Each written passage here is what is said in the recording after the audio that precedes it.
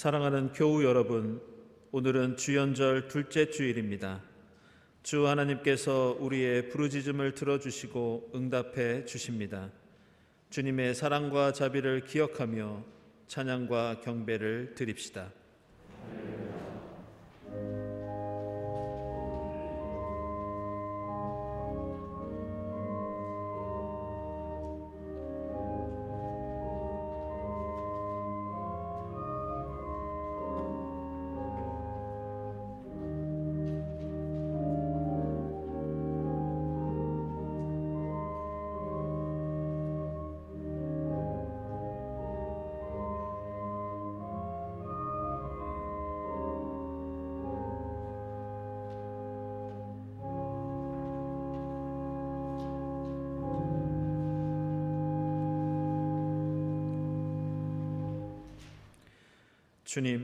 주님의 한결같은 사랑은 하늘에 가득 차 있고 주님의 미쁘심은 궁창에 사무쳐 있습니다.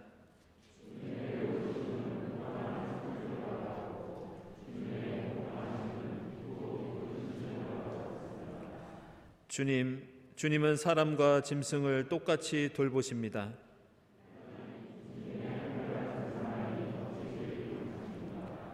사람들이 주님의 날개 그늘 아래로 피하여 숨습니다.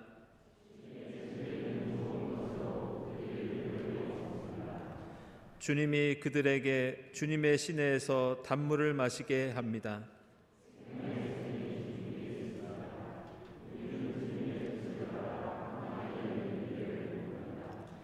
주님을 사랑하는 사람들에게는 주님께서 친히 한결같은 사랑을 베풀어 주십시오.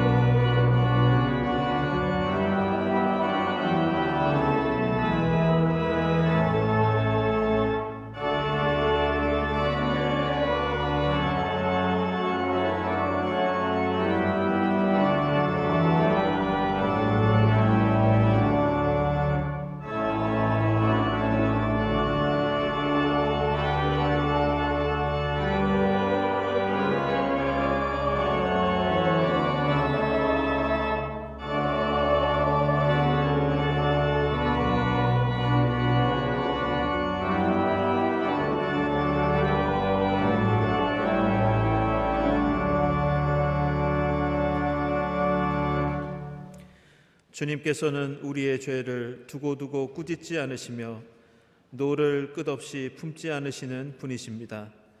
주님의 자비에 의지하여 우리의 죄를 고백합시다.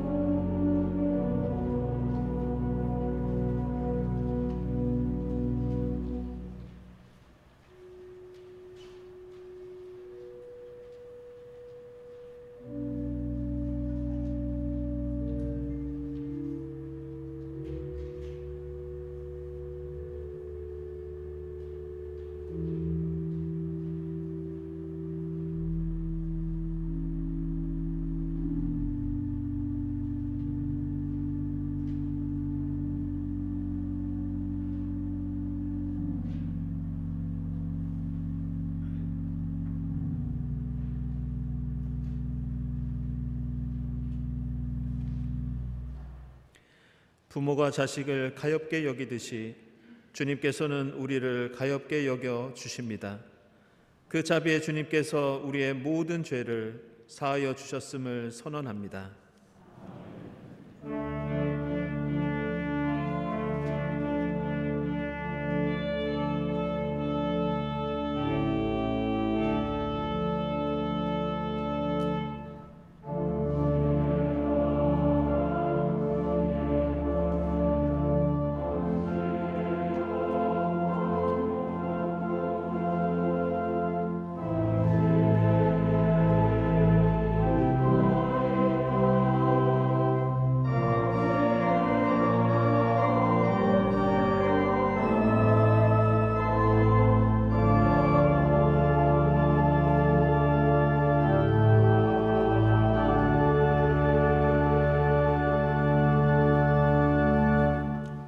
구약의 말씀은 이사야서 62장 1절부터 5절까지입니다. 시온의 의가 빛처럼 드러나고 예루살렘의 구원이 횃불처럼 나타날 때까지 시온을 격려해야 하므로 내가 잠잠하지 않겠고 예루살렘이 구원받기까지 내가 쉬지 않겠다. 이방 나라들이 내게서 의가 이루어지는 것을 볼 것이다. 무당이 내가 받은 영광을 볼 것이다. 사람들이 너를 부를 때 주님께서 내게 지어주신 새 이름으로 부를 것이다. 또한 너는 주님의 손에 들려있는 아름다운 면류관이 될 것이며 하나님의 손바닥에 놓여있는 왕관이 될 것이다.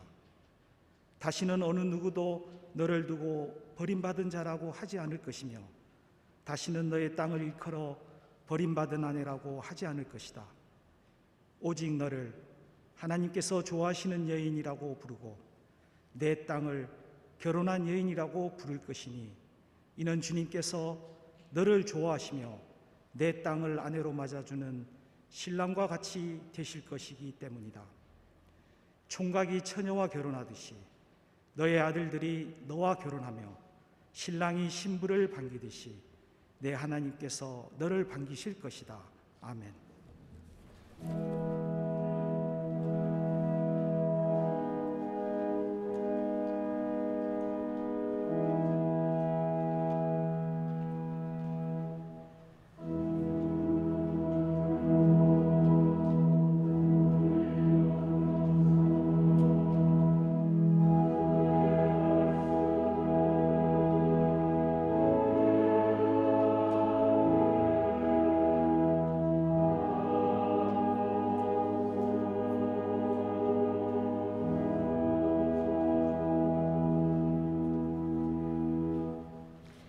서신의 말씀은 고린도전서 12장 1절에서 11절까지입니다. 형제자매 여러분, 신령한 은사들에 대하여 여러분이 모르고 지내기를 나는 바라지 않습니다. 알다시피 여러분이 이방 사람일 때에는 여러분은 이리저리 끄는 대로 말 못하는 우상에게로 끌려다녔습니다. 그러므로 나는 여러분에게 알려드립니다. 하나님의 영으로 말하는 사람은 아무도 예수는 저주를 받아라 하고 말할 수 없고, 또 성령을 힘입지 않고서는 아무도 예수는 주님이시다 하고 말할 수 없습니다. 은사는 여러 가지지만 그것을 주시는 분은 같은 성령이십니다. 섬기는 일은 여러 가지지만 섬김을 받으시는 분은 같은 주님이십니다. 일의 성과는 여러 가지지만 모든 사람에게서 모든 일을 하시는 분은 같은 하나님이십니다.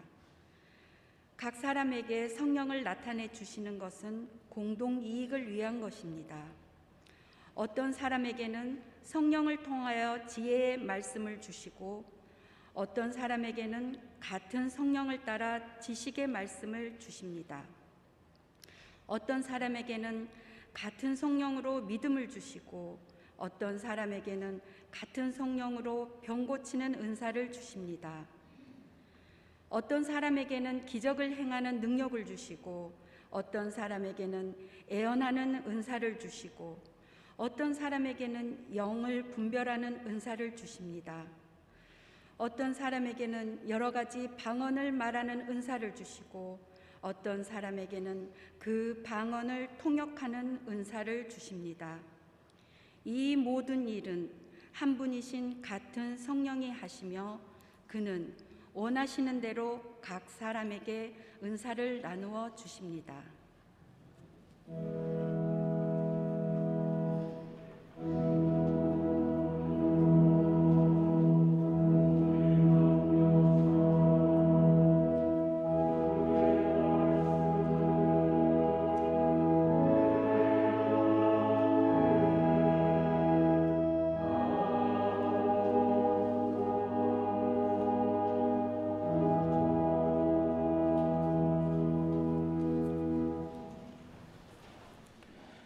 복음의 말씀은 요한복음서 2장 1절부터 16절까지입니다.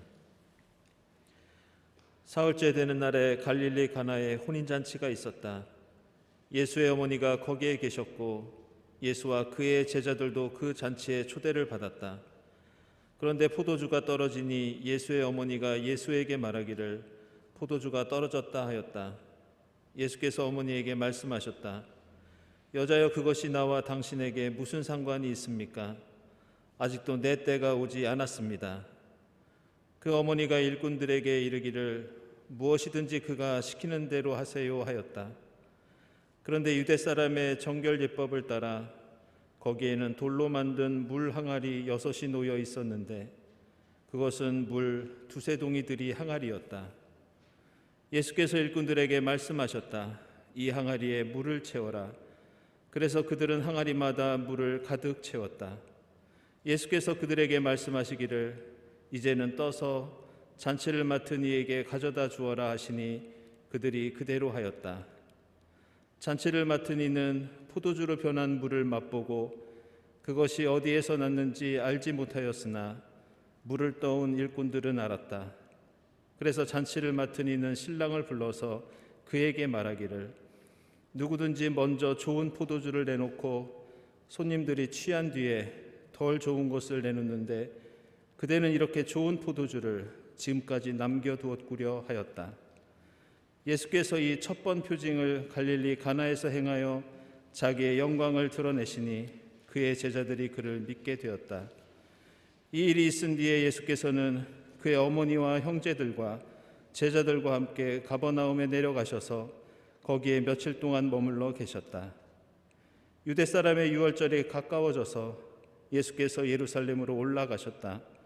그는 성전뜰에서 소와 양과 비둘기를 파는 사람들과 돈 바꾸어 주는 사람들이 앉아 있는 것을 보시고 노끈으로 채찍을 만들어 양과 소와 함께 그들을 모두 성전에서 내쫓으시고 돈 바꾸어 주는 사람들의 돈을 쏟아버리시고 상을 둘러 엎으셨다. 비둘기 파는 사람들에게는 이것을 걷어치워라. 내 아버지의 집을 장사하는 집으로 만들지 말아라 하고 말씀하셨다. 아멘.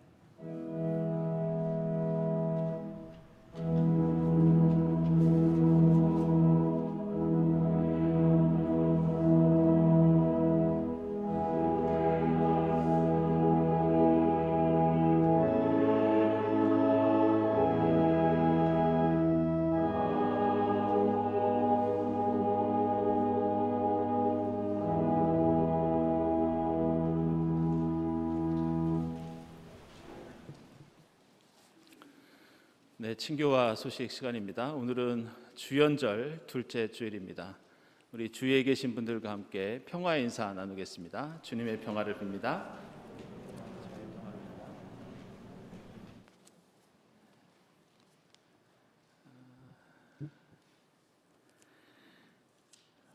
네, 새 교우를 소개하겠습니다. 김미듬 교우 혹시 자리하셨나요? 네, 잠시 일어나 주시죠. 네, 우리 김미듬 교우는 경청 젊은 그 청년이시고요. 그리고 인천에서부터 멀리에서부터 이렇게 예배 오셨습니다. 여러분들 환영의 박수 부탁드립니다.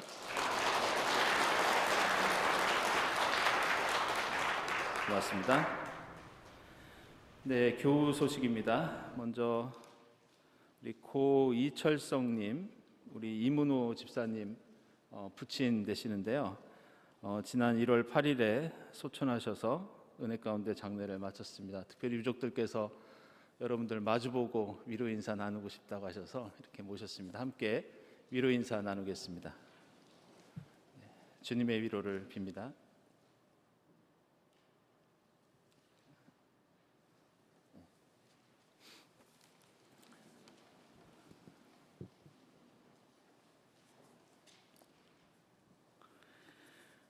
네, 우리 김병태 집사님 75세로 지난 화요일에 주님 품에 안기셨습니다. 우리 은혜 가운데 장례를 잘 마쳤고요. 우리 유족들과는 일부에 함께 위로의 인사를 나눴습니다. 여러분들 기도 부탁드립니다. 우리 이금희 교우, 우리 임보영 권사님 모친 되시는데요. 지금 병상에 계십니다. 근데 주님 영접하시고 또 세례도 받으시고 또 우리 교회에 등록도 하셨습니다. 축하드립니다. 우리 이부성가대 지휘하시는 김선아 집사님 공연이 20일과 25일에 있습니다. 각각 부천시민회관 롯데 콘서트홀에서 있습니다. 축하드립니다. 이사하시는 교우 주님께서 지켜주시고 인도해 주시기를 기원하고요. 오늘은 예배 마치시고 돌아가실 때 우리 김병태 집사님 유족분들께서 떡을 준비해 주셨습니다. 하나씩 받아가시기를 바랍니다. 모임 광고 주보 참고해 주시고요. 2022년도 1학기 교회 장학생 선발합니다. 아래 서류를 13일까지 사무실로 제출해 주시기 바랍니다. 수요 저녁 예배 계속되고 있고요. 그리고 2021년도 성탄절 감사원금 아래와 같이 결산이 되었습니다. 어려우신 가운데 교회를 위해서 헌신해 주셔서 다시 한번 감사를 드립니다. 한 가지 신방 안내를 드리겠습니다. 지금 목회실에서 신방을 진행 중에 있습니다. 주로 편찮으신 분들이나 연로하신 분들 위주로 저희들 찾아뵙고 또 예배드리고 특별히 저희가 성만찬도 함께 드리고 있습니다. 여러분들 혹시 신방을 원하시거나 또 주위에 신방이 급하신 분이 있으시면 저희 교회로 사무실로 알려주시면 저희들이 준비해서 그렇게 찾아뵙도록 하겠습니다. 다음 주 예배위원 주보 참고해 주시기 바랍니다. 감사합니다. 기도하겠습니다.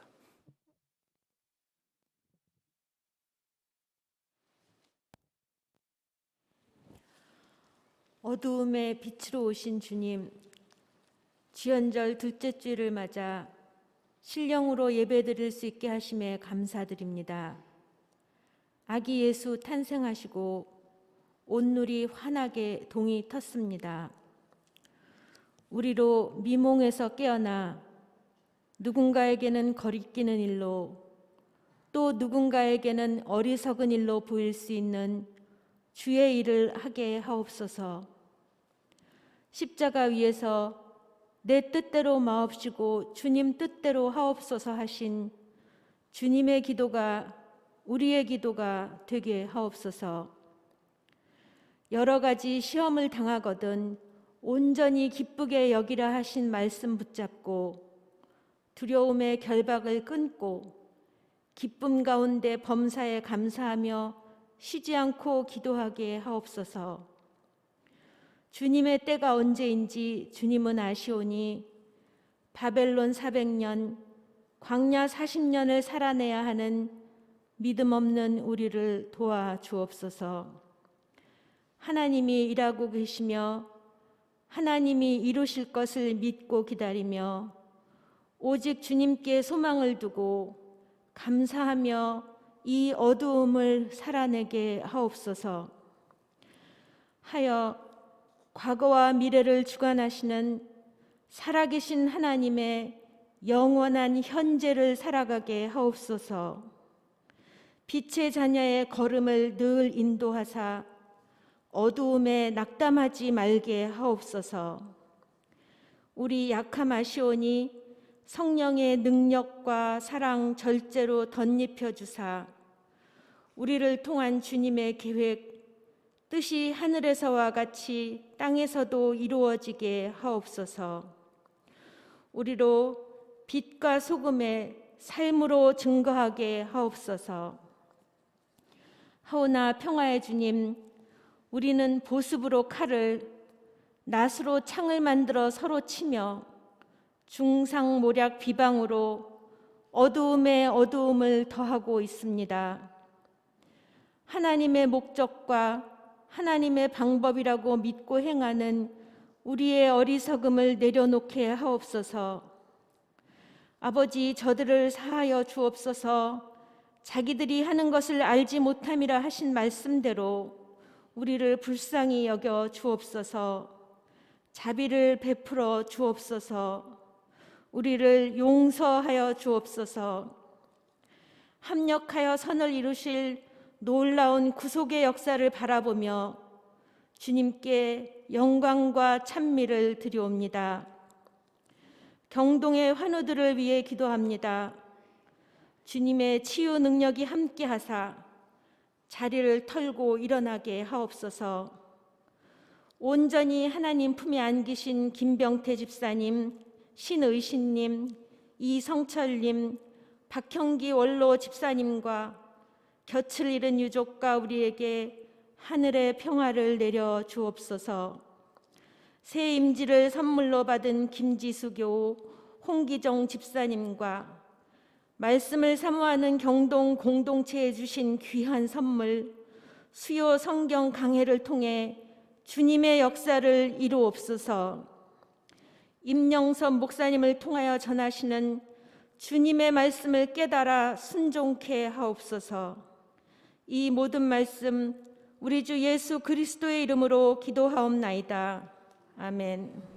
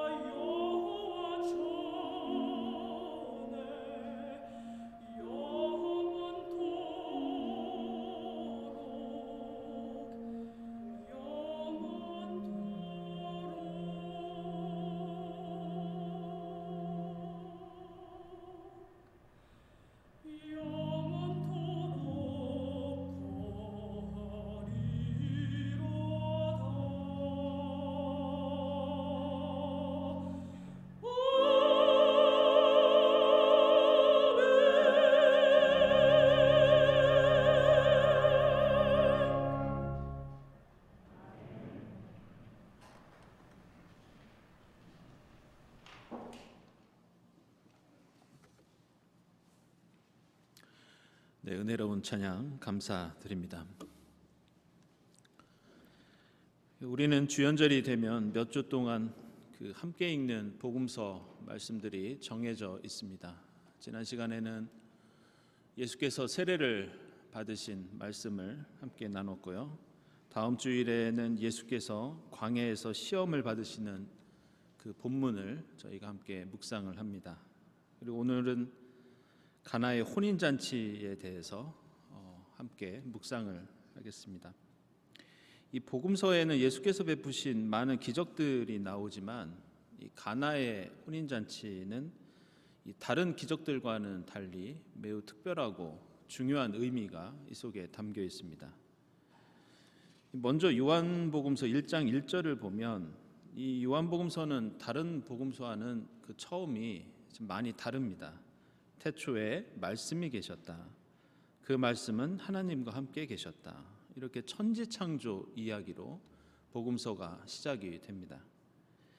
다른 복음서는 예수의 탄생과 배경을 앞부분에서 알려주는데 이렇게 천지창조로 시작되는 이유는 태초에 하나님께서 천지를 창조하셨고 이제 예수 그리스도께서 이 땅에 오신 것은 새로운 창조 사건이다. 이런 의미가 담겨 있습니다. 그래서 창세기 1장에서 첫째 날부터 일곱째 날까지 우주 만물의 창조와 안식일에 대해서 언급하고 있는 것처럼 이 요한복음서도 앞부분부터 예수 그리스도의 사건을 첫째 날부터 일곱째 날까지 나누어서 그렇게 소개를 합니다. 그 첫째 날은 요한복음서 1장 19절에 나오는 이 세례 요한이 예수 그리스도께서 오시는 길을 예비하신 일, 그걸 이제 첫째 날 새 창조라고 소개합니다. 그러면서 1장 29절에서는 다음 날이라는 말로 시작하면서 새로운 창조의 둘째 날을 예수께서 세례 받으신 사건으로 또한 소개합니다.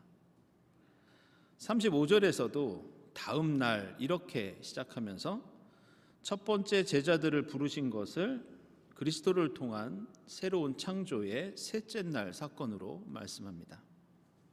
그리고 43절에도 역시 똑같이 다음 날이라는 말로 시작하면서 빌립과 나다나엘을 부르시고 또 예수가 하나님의 아들로 인정되는 것을 새로운 창조의 넷째 날 사건으로 소개합니다.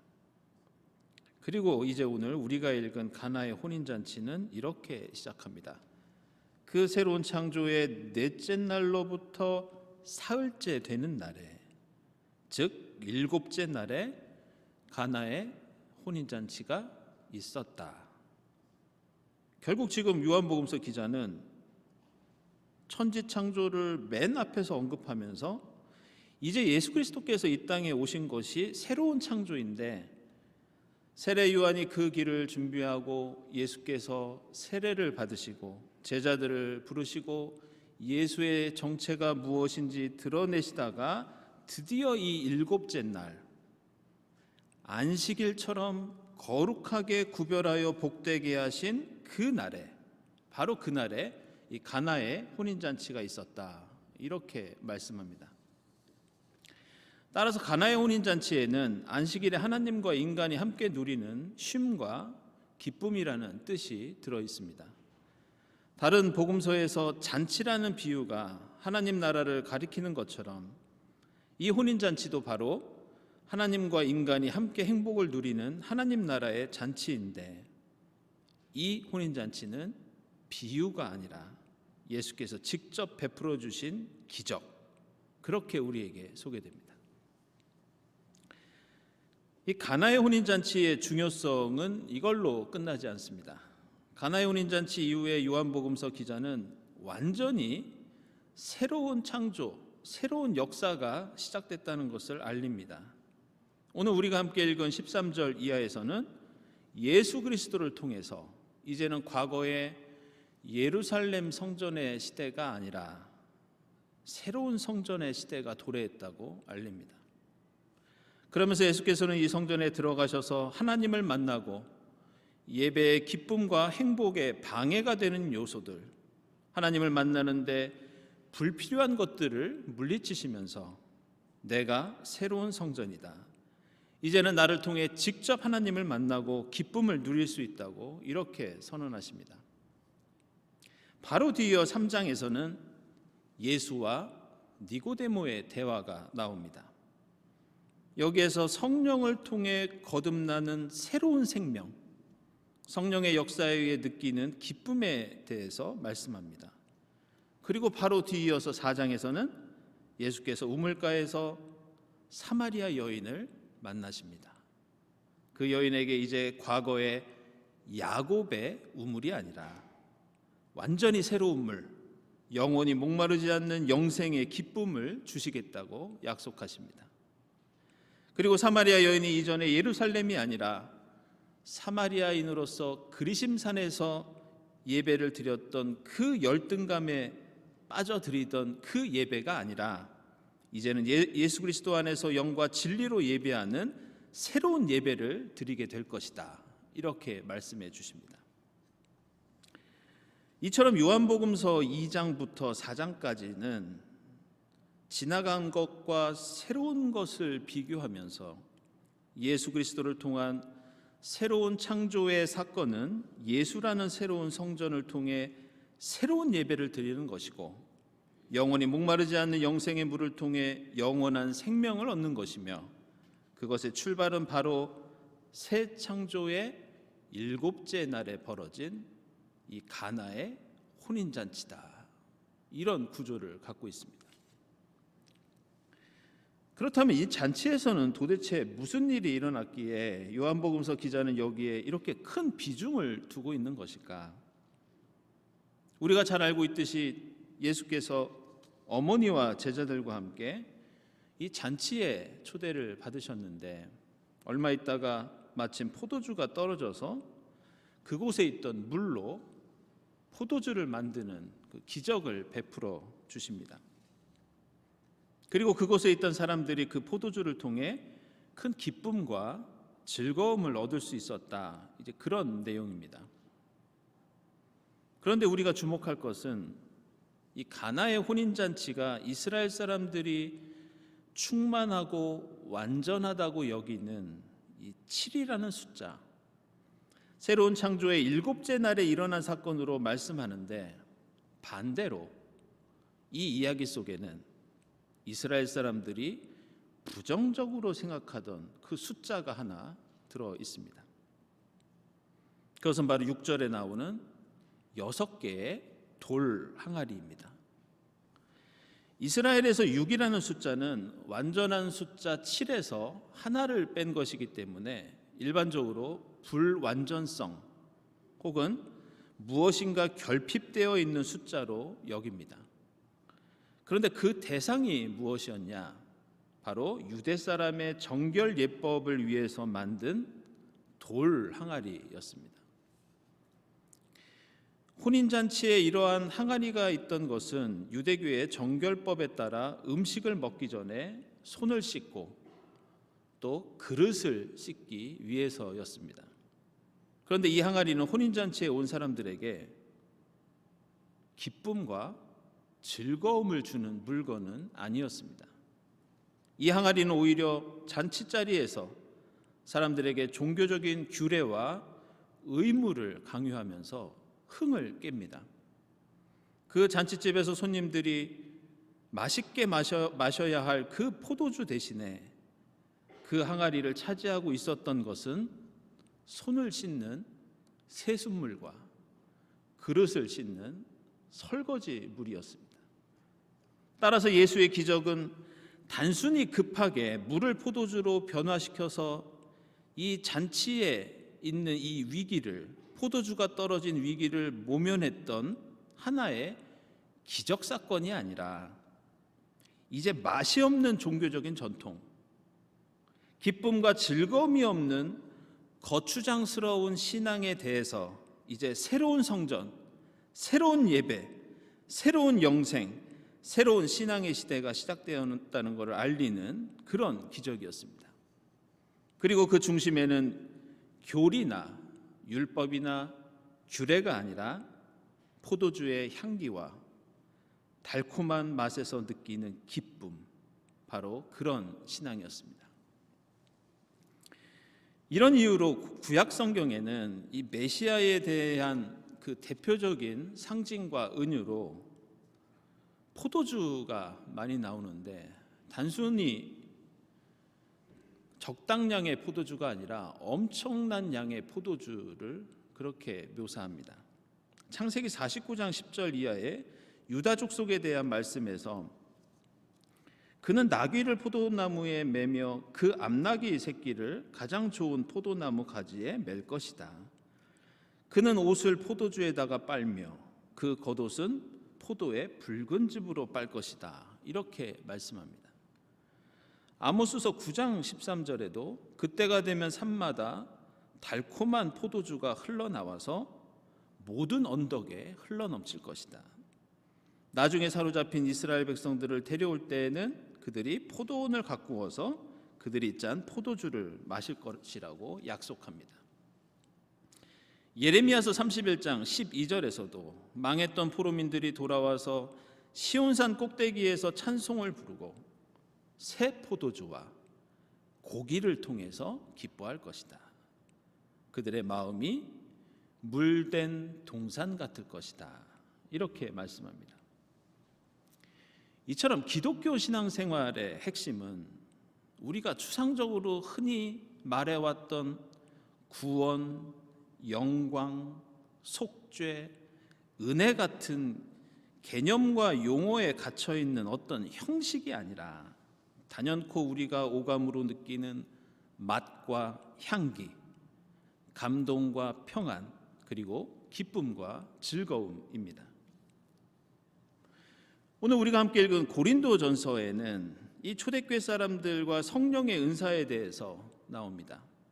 초대교회 그리스도인들이 박해를 이기고 온갖 어려움을 딛고 복음을 전할 수 있었던 것은 그들이 만날 때마다 나누었던 성만찬 때문이었습니다. 성만찬은 단순히 종교적인 형식이나 이벤트가 아니라 함께 빵과 포도주를 흡족히 먹고 마시는 식사 자리였습니다. 그들은 그 식사에서 신분과 나이와 성별에 상관없이 귀족과 노예와 남녀노소가 함께 먹고 마시며 하나님 나라의 맛을 보았고 누구든지 그 자리에 참여할 수 있었습니다. 그리고 바로 그 풍성한 식탁과 그곳에서 누리는 그 행복이 그리스도교가 각지로 퍼져나갈 수 있었던 힘이 되었습니다. 이것은 오늘 본문에 나오는 성령의 은사도 마찬가지였습니다. 초대교회 그리스도인들에게 신앙은 어떤 개념이나 교리가 아니라 그들의 감각을 자극하고 만족시키는 물리적인 행복과 기쁨이었습니다. 그들에게 성령이 임했을 때 그들은 가슴이 뛰었고 몸이 뜨거워졌고 입에서는 방언이 터져 나왔고 그 마음에는 감사와 기쁨이 흘러 넘쳤습니다. 함께 나누는 주의 만찬과 성령의 역사, 그 안에 들어있는 이 만족과 기쁨이 그들이 고난과 어려움을 이기고 가진 것을 조건 없이 나누면서 복음을 전파할 수 있었던 그런 원천이었습니다. 그리고 이러한 특징은 오늘 우리가 함께 읽은 이사야서에서도 발견됩니다. 이 오늘 본문에 나오는 결혼에 대한 은유에서 이 좋아하고 반긴다는 그런 표현들은 모두 문자적으로 기뻐한다라고 하는 뜻입니다. 이사야의 결혼에 대한 은유가 나오는 것은 하나님과 이스라엘 사이의 신앙적인 관계의 회복을 가리킵니다. 그러나 이러한 결혼에 대한 은유가 사용된 이유는 당시 이스라엘 공동체가 포로가 되어서 나라를 잃고 이전에 공동체가 함께 누리던 그 기쁨이 사라졌기 때문이었습니다. 그들은 바벨론 포로가 되기 이전에는 가족과 지파가 한데 모여 함께 하나님을 섬기며 공동체 구성원들이 함께 행복과 즐거움을 얻었습니다. 그런데 나라가 망하고 땅을 빼앗기면서 그 땅을 기반으로 한 씨족 공동체 그리고 신앙 공동체가 와해돼 버립니다. 그리고 포로 생활을 겪으면서 그들은 신앙을 통한 기쁨을 잃어버립니다. 이제 이스라엘 사회는 땅을 중심으로 한 대가족이 아니라 핵가족이 새로운 가족 형태로 등장하면서 그들은 삶과 신앙에서 어떻게 기쁨과 행복을 얻을 수 있을지 고민하고 있었습니다. 그래서 성경은 말씀합니다. 중요한 것은 씨족이나 지파나 핵가족이나 이런 것이 중요한 것이 아니다. 중요한 것은 항아리가 아니라 그 안에 담긴 것이 물이냐 포도주냐, 그 신앙이 너희에게 기쁨이 되느냐, 이것이 중요하다. 이렇게 말씀합니다. 그러면서 하나님께서 이 혼인의 비유를 통해 이스라엘에게 새 이름을 지어주시는데, 그것이 바로 4절에 나오는 히브리어 헵치바, 나의 기쁨은 너희들과 함께 있다, 이런 뜻입니다. 코로나 시대가 우리 삶에 가져온 가장 큰 변화는 신앙생활의 변화라고 할 수 있습니다. 우리가 함께 모일 수 없고, 모이더라도 마음껏 찬송할 수 없고, 함께 밥을 먹고 차를 마시며 친교할 수 없다는 것은 이 전염병이 다른 어떤 것보다 신앙 공동체에 끼치는 영향이 가장 크다는 것을 알 수 있습니다. 우리는 지금 이렇게 모여서 예배를 드리기 때문에 그래도 이전과 비슷하게 신앙생활 한다고 생각하지만 실상을 자세히 들여다보면 전혀 그렇지 않습니다. 신앙생활의 가장 중요한 것은 예배하는 자리에 앉아 있거나 예배드리는 장면을 바라보고 있는 게 아니라 그것을 통해 얼마나 감동과 기쁨이 내 안에 충만하냐, 이것이 신앙의 핵심입니다. 저는 6년 만에 이 자리에 서서 예배를 인도하면서 처음 회중들의 찬송 소리를 듣고 많이 놀랐습니다. 우리는 마스크를 쓰고 있어서 마음껏 큰 소리로 찬송을 부르지 못해서 이제는 그 찬송 소리도, 그 감격도 예전과 같지 않습니다. 성가대가 서지 못하면서 예배 순서마다 느끼던 예배의 감동도 줄어들었습니다. 예배를 마치고 함께 나누었던 맛있는 점심도, 식사 후에 마셨던 차와 커피도, 교우들끼리 나누었던 즐거운 대화도 사라진 지 오래되었습니다. 함께 모여드리던 간절한 기도도 이젠 과거와 같지 않습니다. 기도회를 열지 못하고 있고, 구역 예배에서 구역 식구들과 나누었던 말씀과 친교의 기쁨도 언제 다시 회복될지 알 수 없습니다.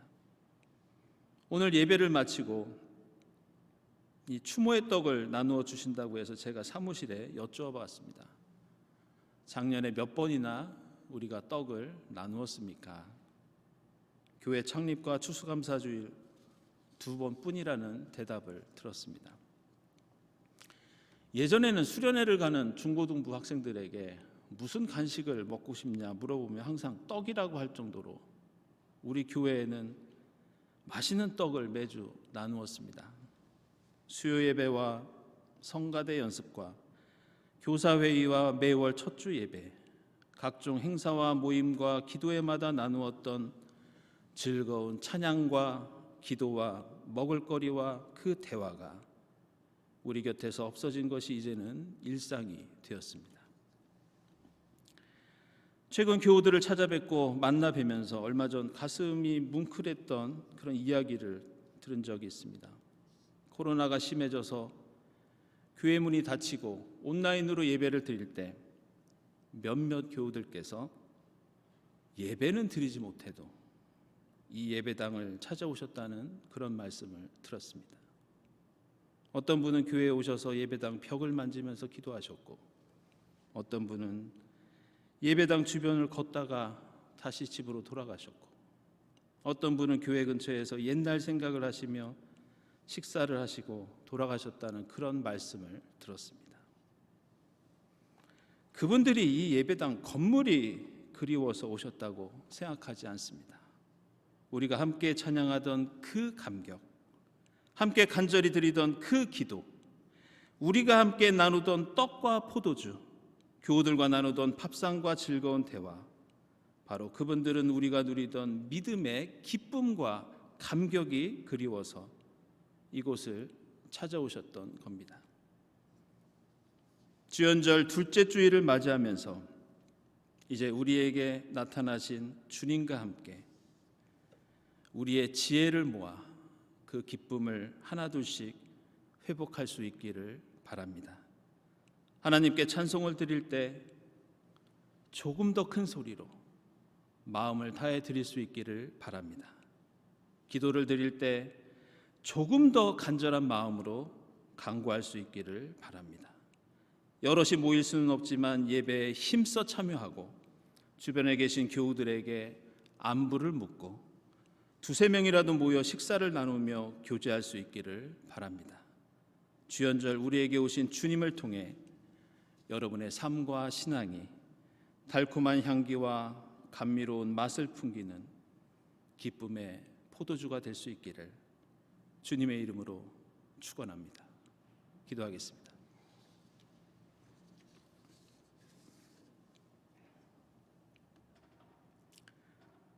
하나님, 저희들의 삶과 신앙이 기쁨이 가득한 혼인잔치가 되게 하옵소서. 주연절 저희에게 나타나신 주님과 함께 말씀과 기도와 찬양과 친교의 기쁨을 회복할 수 있도록 성령께서 역사해 주시옵소서. 이 제단에서 누리던 행복을 그리워하는 각 가정의 교우들을 살펴주셔서 하루하루 물이 포도주가 되는 기적을 맛보며 하나님 나라를 누리도록 복을 내려 주시옵소서. 예수 그리스도의 이름으로 기도드리옵나이다. 아멘.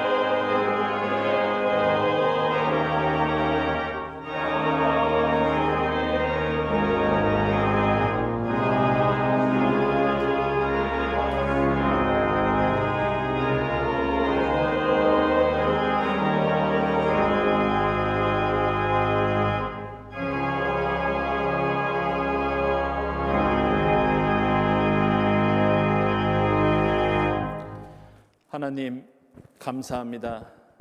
저에게 베풀어 주신 그 사랑과 기쁨에 감사하면서 정성껏 예물을 드립니다. 이 예물을 기쁘게 받아 주시옵소서. 이 예물이 쓰이는 곳에 주님 영광 드러나게 하시고 쓰임 받는 곳에 주님의 사랑이 널리 전파되게 하옵소서. 예물을 바치는 손길들마다 기억해 주시고 하나님의 뜻 안에서 하늘의 복을 누리게 하옵소서. 감사드리며 예수 그리스도의 이름으로 기도드리옵나이다. 아멘.